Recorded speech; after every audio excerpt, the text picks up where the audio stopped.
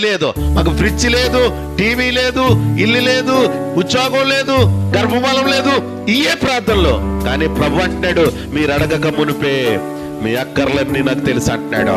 నీకేం అక్కరత కావాలో దేవునికి తెలుసు, కానీ దేవుని అక్కరత ఏంటో నీకు తెలుసా? ఇది తెలుసుకోవు నువ్వు.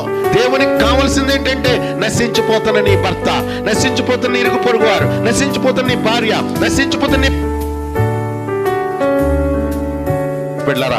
అలాంటి ప్రార్థనా జీవితం మనకు లేకుండా ఎంతసేపు మేము 4 అంతస్తులు కట్టేయాలి, మేము 10 అంతస్తులు కట్టేయాలి, 4-5 ఇల్లులు ఇదే ప్రార్థన నీ జీవితంలో. కానీ కనీసం ఇంటి ప్రక్క వారిని రక్షించాలి, నీ స్నేహితురాల్ని, నీ స్నేహితుడిని రక్షించాలి. అయ్యో వీళ్ళు నరకానికి పోతారు రేపు.